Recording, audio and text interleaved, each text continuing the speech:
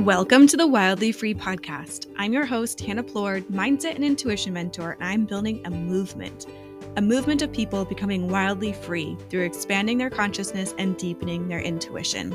Wildly free means feeling confident enough to do whatever you desire, to heal the parts of you keeping you small, to live in the present moment so you can find peace and joy, and to find wealth and overflowing abundance in every part of your life. Welcome to the movement. Let's begin. Welcome back, everyone, to another episode of the Wildly Free podcast. Today, I have a very special guest here with me. Her name is Katja. She's a story coach and spiritual counselor, and her story is so powerful. Just as a little content warning, this episode will touch upon suicide. Both of us have experienced people in our lives who have committed suicide, and so I wanted to give that warning to anyone listening. And if you are experiencing crisis and you're contemplating suicide or having suicidal thoughts, I want to encourage you to dial 988. It is the National Suicide Prevention Lifeline. It is open 24 hours a day. There's multiple different languages that they speak, and someone is always available. With that, Katja has a powerful story, and I'm so excited for us to get into it. She's going to teach you the 3 stepping blocks to turn limiting belief stories into powerful transformational stories. And it was such an honor to talk to her about not feeling good enough, about battling our limiting beliefs, and honing into our intuition and trusting ourselves so deeply to be guided in the right direction. Before we get started, I do want to talk about what's happening right now in the wildly free world. As you might know, Richard and I are going to Europe in June, which means that my business is going down to half capacity. So what that means is I only have 3 spots available right now to work with me. That's it, total.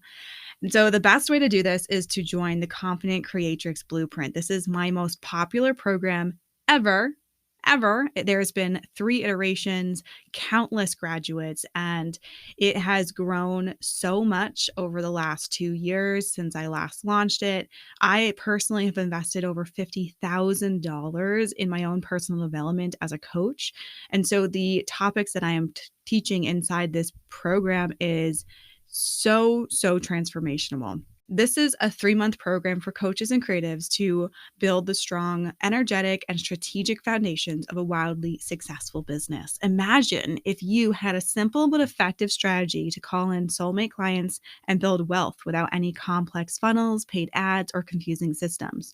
Imagine if you had built the confidence from within so that limiting beliefs didn't hold you back from unleashing your full potential as the confident creatrix you are.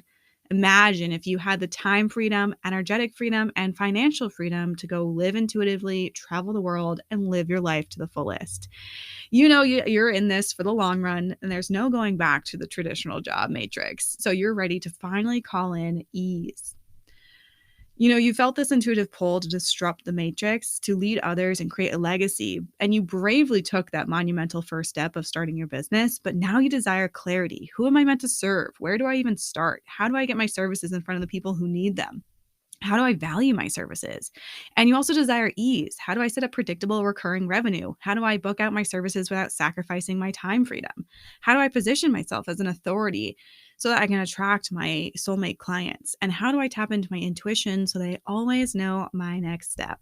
This is exactly why I created the Confident Creatrix Blueprint. It's a 3-month program for coaches and creatives to build the strong, energetic, and strategic foundations of a wildly successful business. Inside CCB, you will set strong foundations to build momentum so that you grow your audience and start bringing in dreamy clients on autopilot.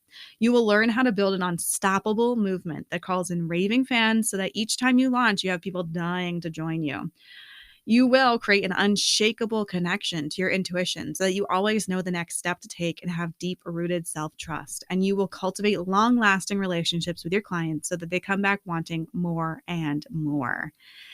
Inside CCB, you get 9 value-packed modules for you to work through at your own pace. There's going to be worksheets, journal prompts, homework to help you get organized, simplify your strategy, and collapse time in your growth.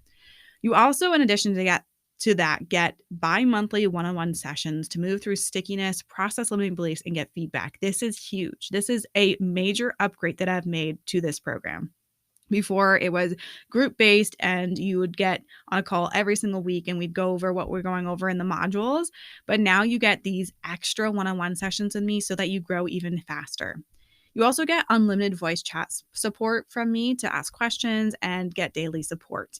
And you get access to the Wildly Free membership and all that comes with it. This program is right for you if you are a brand new coach or if you've had some clients here and there, but you have yet to build consistent, stable, recurring revenue. This program is also going to benefit you if you are currently experiencing a drought in sales.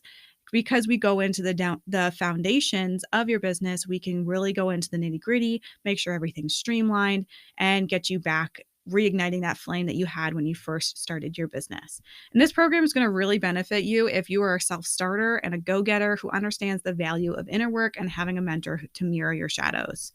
If this sounds like you, there are only 3 spots available, so make sure you check out the link in the show notes below, or you can go to www.hannahplourde.com/ccb. There's a quick little application for you to fill out. It's just asking your email, name, and Instagram handle. And once you've done that, we will contact you and see if it's a good fit.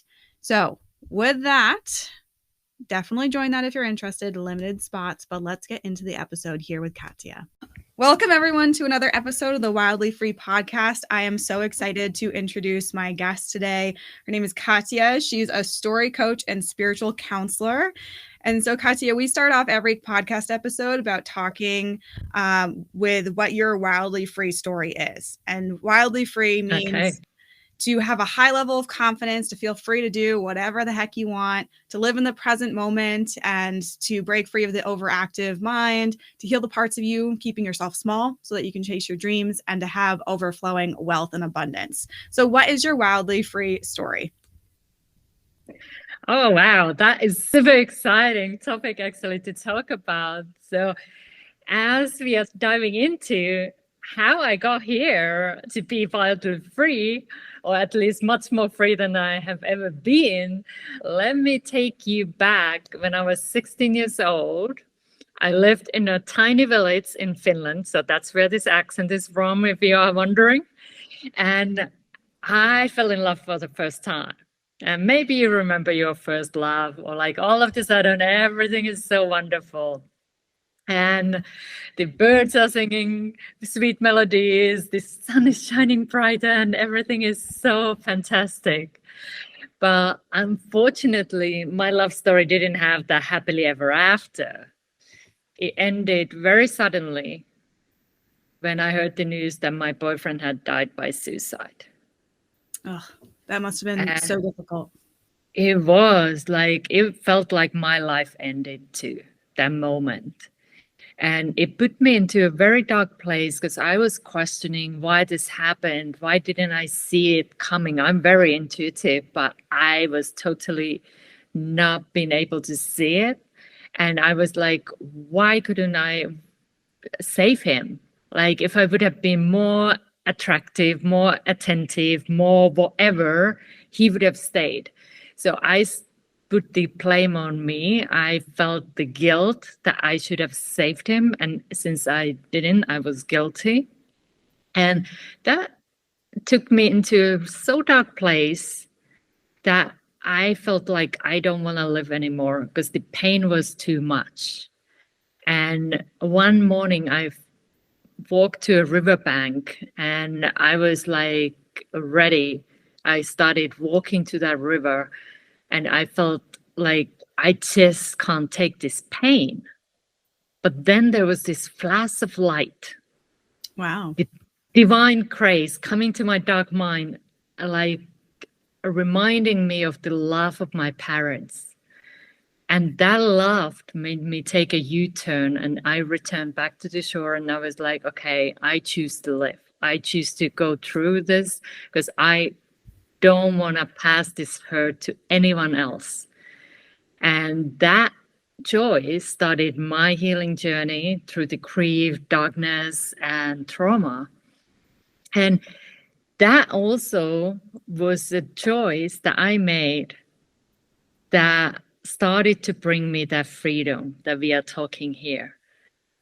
I did not feel it back then, Yeah. but it was a starting point, and that's why I wanted to share the beginning of this story, because we all do have choices in life. Maybe your choices are not, hopefully, that kind of life and death situations that where I was, but we make choices all the time, Yeah. and we can choose to claim that freedom no matter what circumstances we are in. At least that's how I see this. And Yeah. as I started saying yes to life, life started saying yes to me. And there became like I began to attract spiritual teachers that were glimpses of light on the journey. And they started to help me to see life from a different perspective rather than just seeing the pain. I started to see life from soul's perspective. I started to see the lessons that I had learned throughout this journey. And it was a process, just want to point out. It wasn't like all of a sudden, boom. And though it can happen that way, it wasn't my experience. Mine was more like a journey. And then 15 years later, I was still like in the turning points, looking for deeper meaning and purpose in my life, because that was my journey. And I went to a palm reader. And palm reader is normally a place where you go when you want to find answers, right? Well, Yeah. that was my choice. And he said so many accurate things, like it was just mind blowing. But then he asked me a question. He asked me, why don't you write? Oh. And that stirred something inside of me, because those 15 years, I kind of blocked the whole event from my life. I didn't talk about it. I didn't want to share about it. And when he asked, why don't you write? I knew I have a story to tell. I knew what story he was referring to. And I promised there and then that I'm going to start writing. And I went back home that night. I started writing what became my first novel that was fictional, but it based on the core event. Hmm. And when I started writing, I started to see the lessons that I have learned throughout this journey. And I started to see that life happened for me, not to me. And that sparked me to interest to start sharing my story. And when I did, that gave me a sense of freedom, because before my past was like this deep dark secret that I needed to hide and keep Right. Yeah. keep away from everybody, and I always hopefully they don't find out about it. Then when I had the courage to start sharing, I claimed that freedom from my past. And now I'm on a journey to help others to do the same, because we are now victims of life. We are the heroes of our story. And I want to help others to share their stories too and find that deeper meaning and purpose in their life. So that's a long answer to your quick question. No, that's such a beautiful, powerful story. And I love that you touched upon the victim mindset, because I feel like there are so many people in this world that are kind of going through day to day and thinking, like, oh, why is this happening to me? Why did someone cut me off in traffic? Why did this happen? This happen? And it can be like the most minor inconvenience, but you can be so reactive to it. And it sets Yes. your entire day off course. So I'm Mm. curious what your answer to this question is going to be. And I'm wondering if it's going to be the victim mindset to being more in like the driver's seat of your life. But what was a belief that you had to shift or let go of to have that transition from being in the victim mindset to having, this love of life and realizing everything was kind of working in your favor to build you to who you are today? One of my biggest beliefs was I wasn't good enough, like I wasn't enough. Yeah. And that was because I wasn't able to save him. It was even before that, like there was a lot of things. I always saw I wasn't enough. Like whatever that was, I wasn't enough. And that was a story And it's a very common story. Later on, I found out a lot of people carry that and or their own flavor of the story. I'm not enough. And I needed to start shifting that story and believing that I am enough, I'm more than enough. And all these life experiences are preparing me for the future, whatever that is. Because I believe our past does not need to define us. We have that again, that choice, how we see our past, how we write our story. Because when things happen, we start telling a story in our mind. What does that mean about us? What does it Right. mean about the world, God, whatever you believe in? And that starts defining you. Not that much what happened, but what story you are telling. So Yeah. you can choose an empowering story. So I started telling myself bit by bit that I am enough and working also on the forgiveness that I wasn't there to save my boyfriend, but it's also like realizing that if there would have been an opening in his mind, like what I experienced, something would have changed or shifted. And it's the finding that acceptance that it is what it is. Like he made his choice, Yeah. and that took a work with forgiveness, like letting go of the hurt and pain and finding peace with his choice and finding peace with my choices as well. Yeah. Yeah, that was such a hard thing that you had to go through. I personally lost my uncle to suicide, and obviously not as close to him as I was, like you were to your boyfriend. But I remember watching everyone around me, my family, going through the same things of like Mhm. his parents, my grandparents were, went into this deep denial that they like could have saved him and everything. And it's so hard, and I love that you touched upon this feeling of enoughness, because the listeners of this podcast know that that's been my core theme too. My core wound is worthiness and feeling like I'm good enough, that I'm doing enough, that I'm enough to, Yeah. be successful and get everything that I desire. And I do think a lot of people have this wound. Um, I remember I was hosting a class a couple weeks ago, a workshop, and I asked everyone, "What is your purpose?" And one person said, "I don't even feel worthy to have a purpose. I don't feel like I'm Mhm. worthy for that."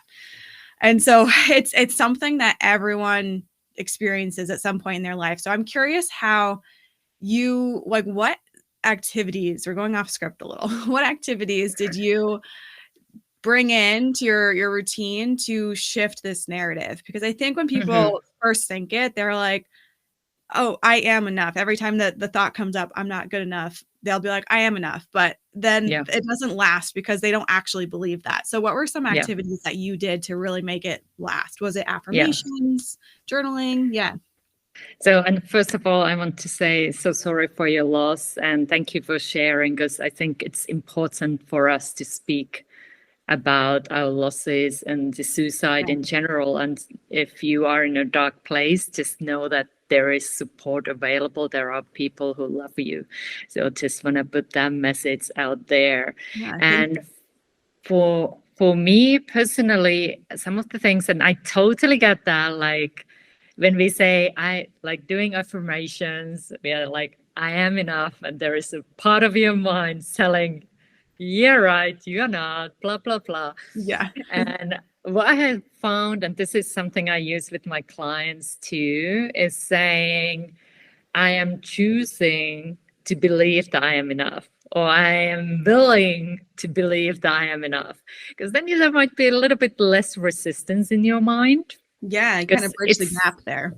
yeah, it's just a choice or your willingness. It's less, like a little bit more softer way to lead into one day claiming I am enough. So it's a step forward.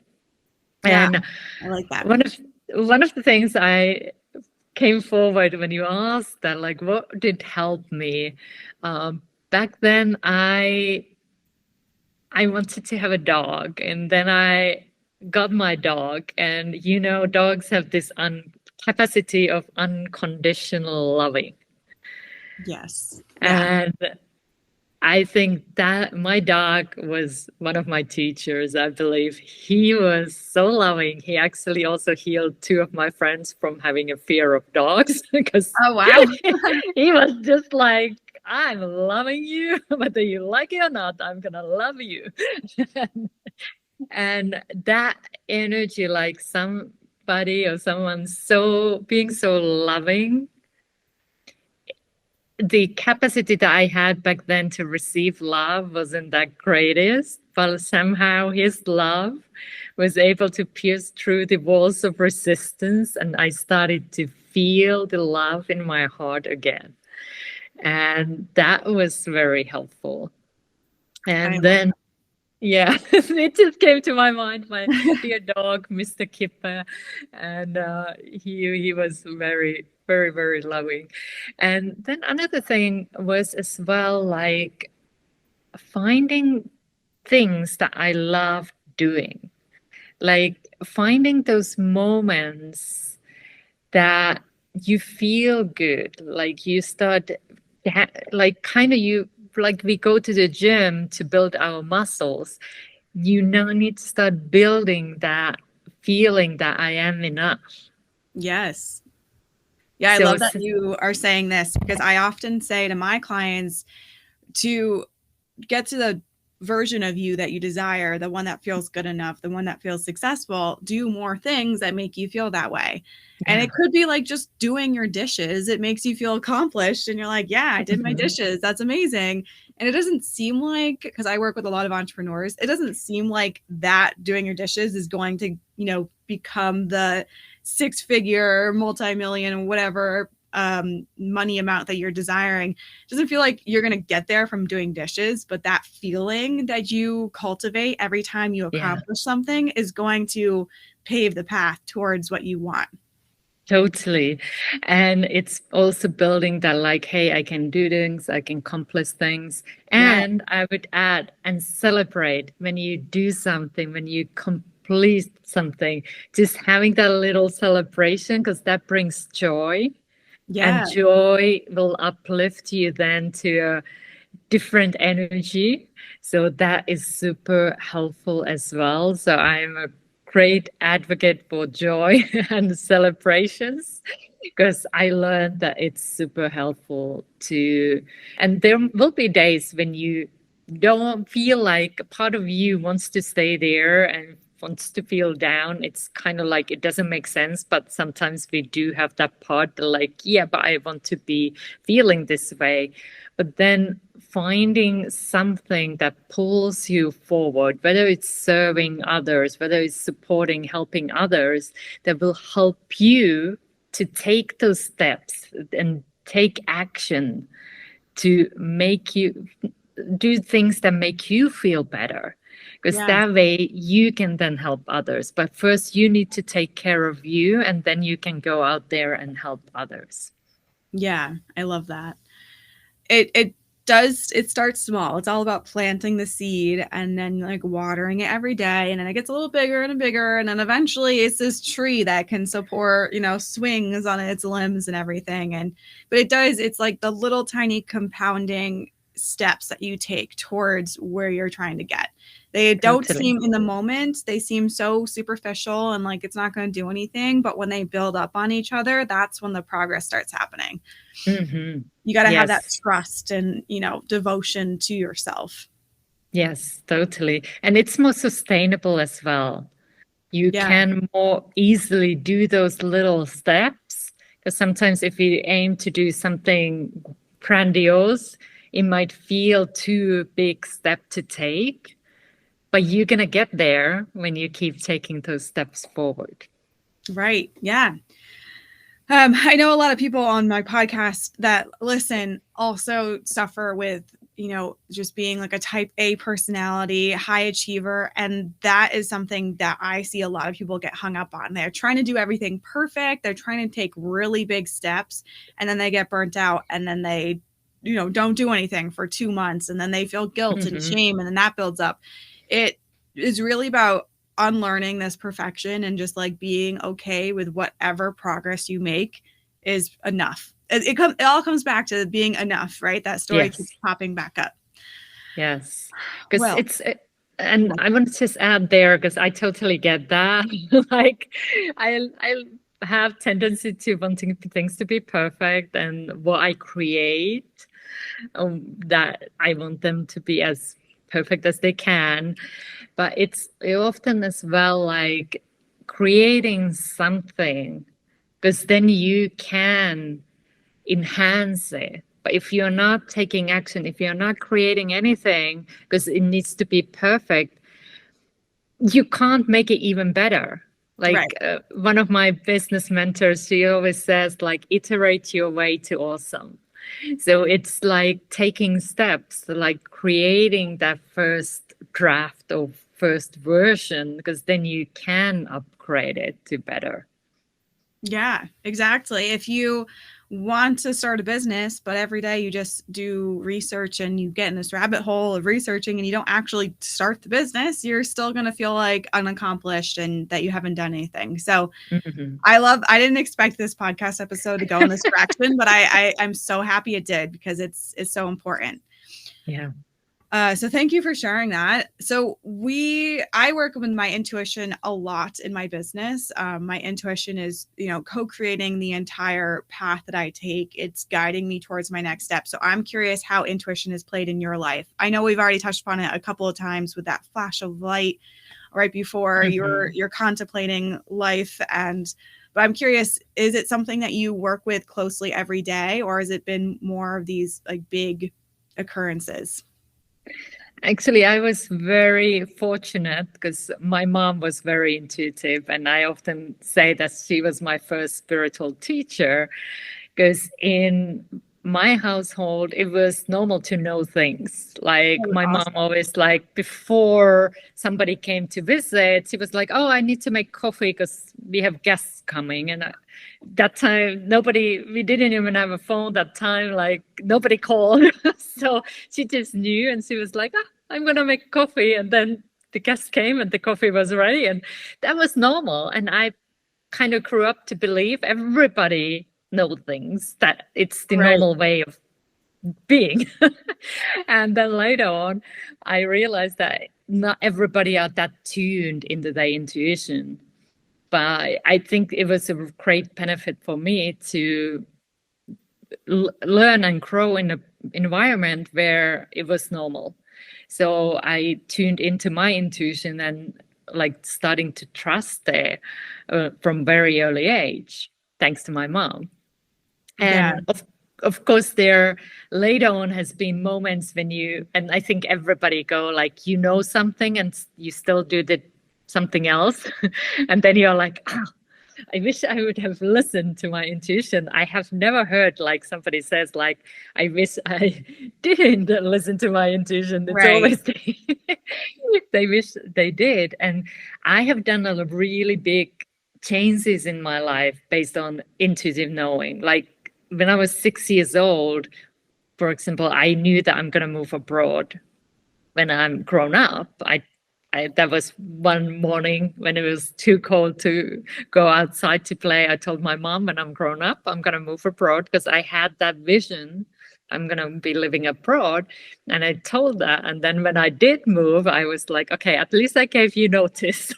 So, and I moved. I went to study in the University of Santa Monica. I studied their master's in spiritual psychology because I found their website through Google search.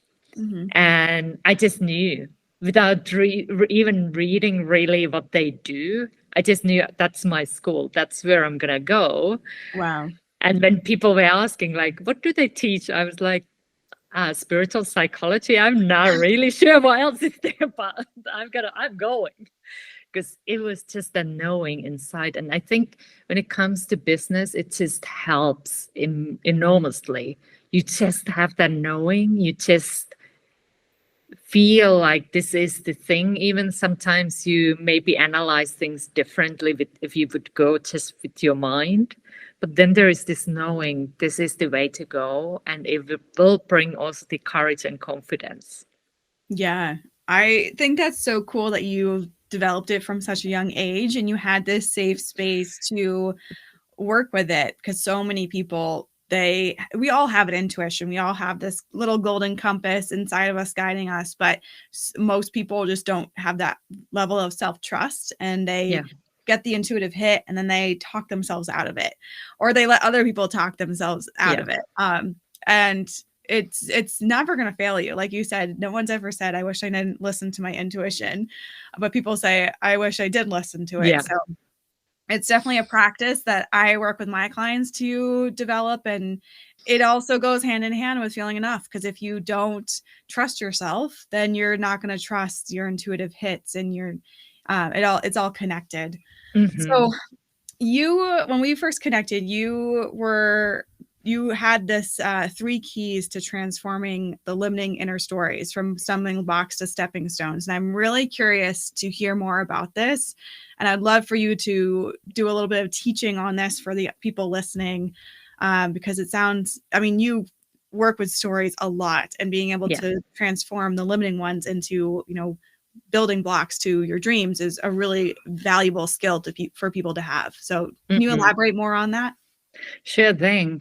So one of the things I do is helping people to see their life from soul's perspective. And that just means like just seeing the lessons you're learning through the life experiences that you have gone through.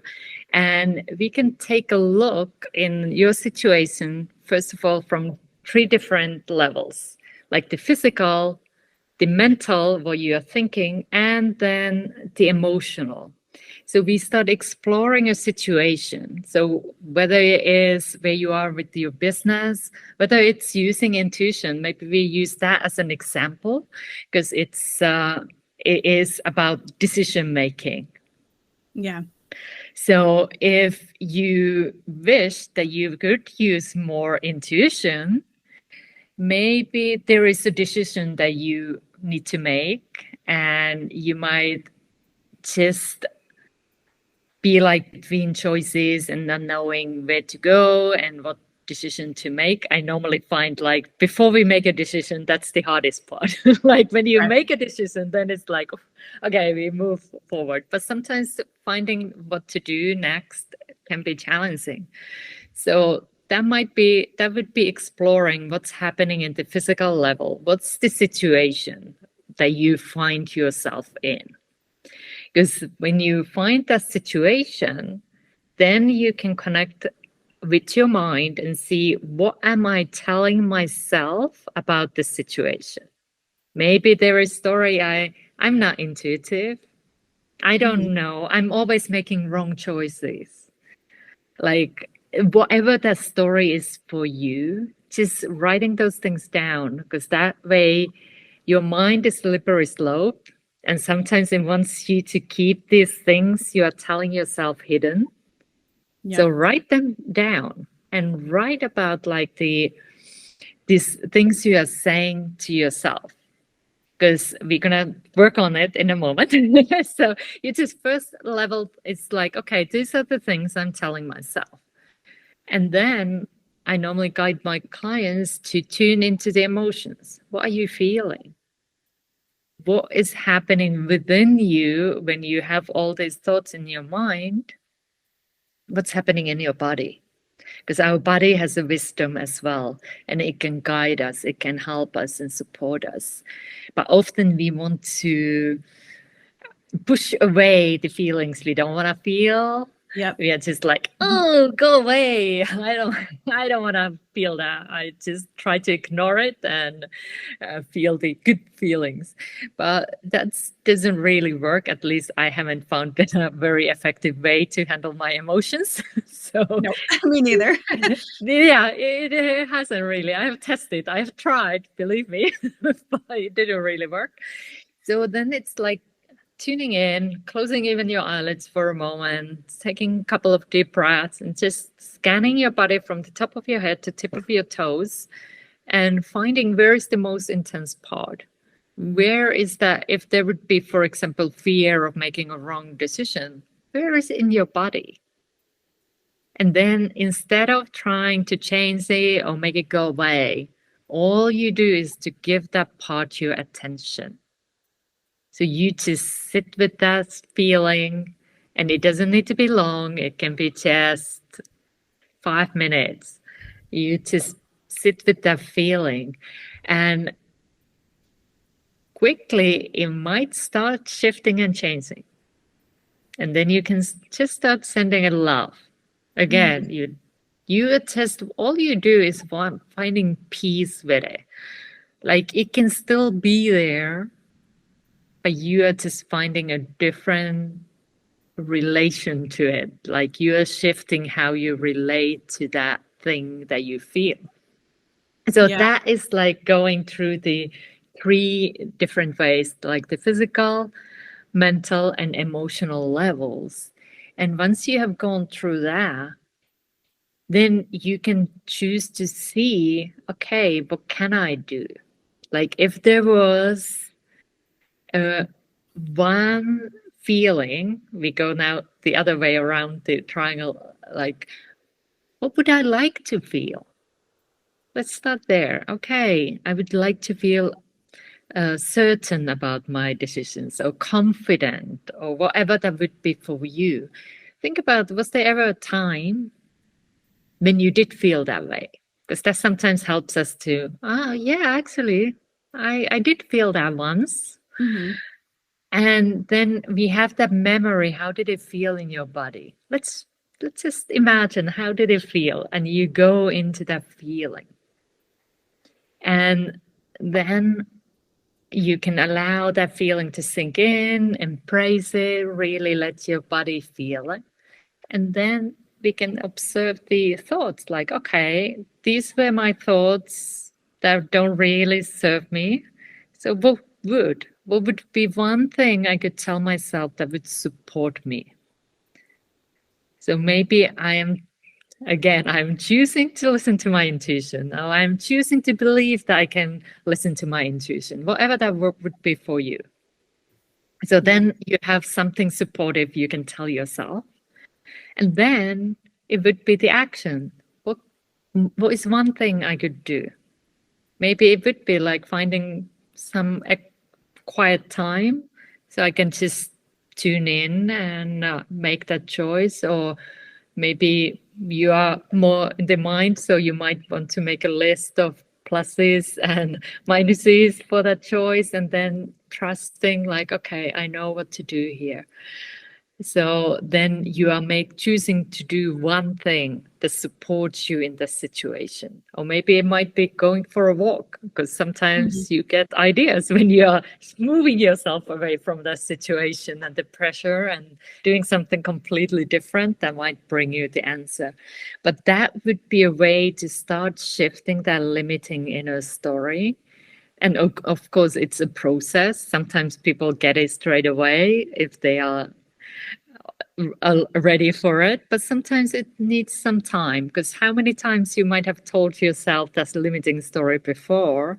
So you might need some time to implement this new story in, and bit by bit it starts becoming more and more real until one day you realize you're living it. So that's very quickly how I Yeah. normally work with my clients. Yeah, I love that, and I love how you attached the process of going through your thoughts and rewriting the narrative to like a concrete memory for the people going through this, because a lot of times, kind of like what I said earlier, you can say, well, I'm not enough, but then you're like, well, no, I am enough, but there's still that little voice that's saying like, no, you're not. What's going on? Hmm. But when you have something to actually attach it to, of like, no, remember when I did this, then you're like, oh no, I have proof that I am enough. And Yeah. with the proof, you get to build more proof. And eventually, like you said, it just becomes second nature to you. And it's like, of course I'm enough, whatever Hmm. limiting belief you're going through. I also love how you work with the emotions. That's really important for what I do as well with my clients and what I teach on this podcast. There are so many people online these days just like pushing toxic positivity and trying to stay positive all the time. But that is not like shoving down your emotions that you don't want to feel is not going to help you process anything. And I know that from firsthand of like, I very famously, all my friends are like, I never cried at the movie Marley and Me when I was younger, Mm, which is like such a sad movie. I would cry I right now know. thinking about it. Because I've done the work now, but you know, I would like famously people would who know me knows that, and like I've had to do a lot of work of feeling safe and regulating my nervous system so that I actually feel safe for these emotions to come through. Mhm, And something I like to say is sometimes we feel sad or we'll feel anxious or some feeling we don't want to feel. And we're like, oh, I don't have time for this. I don't want this. So I'm going to shove it back down. But really, all you need to, you know, process it is give it the time and space. And like you said, say, like, thank you for being here. I love that you're here. I see you. I acknowledge you. And once you give that space, sometimes it's like a minute. All you needed was a minute to feel anxious. All you needed was a mhm. minute to feel sad, and then it passes. Sometimes it's Yeah. 15 minutes, sometimes it's 30 minutes, sometimes it's a little bit more, but usually it's just like a quick little, I just needed to express this, I needed to process it, and then I can move on. But when you shove your emotions down, when you don't process them, it builds and builds and builds. And then like a week from now, you have this breakdown that takes you out for a week because you just ignored your things coming up, your emotions coming up. Mhm. Yeah, it does happen, and I have tested that too. Like, I had this feeling like I was a little bit like you. I didn't want to cry in public, and I somehow had connected that it's a sign of weakness, like if you're Yeah. crying. And but now it's just like I have reframed that thought, and like it's actually a sign of strength. Like you have the courage to feel those things and allowing yourself to feel.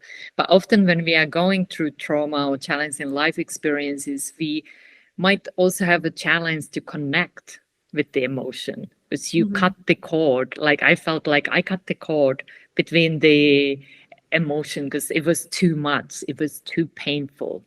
So you So just felt like empty inside and there's nothing even to grasp onto? yeah, and that was kind of a safe place to be. But on the other hand, it's also I didn't really connect with love or joy on the good feelings too, because I was in that place, that feeling numb.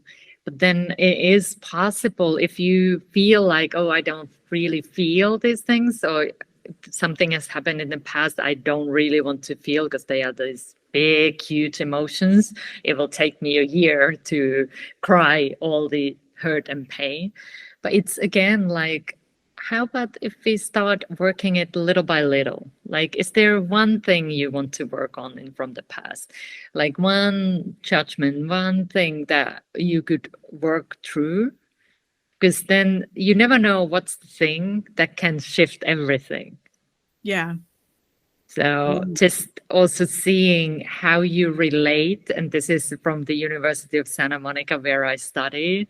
They say how you relate to an issue is the issue, and how you relate to yourself while you are going through the issue is the issue.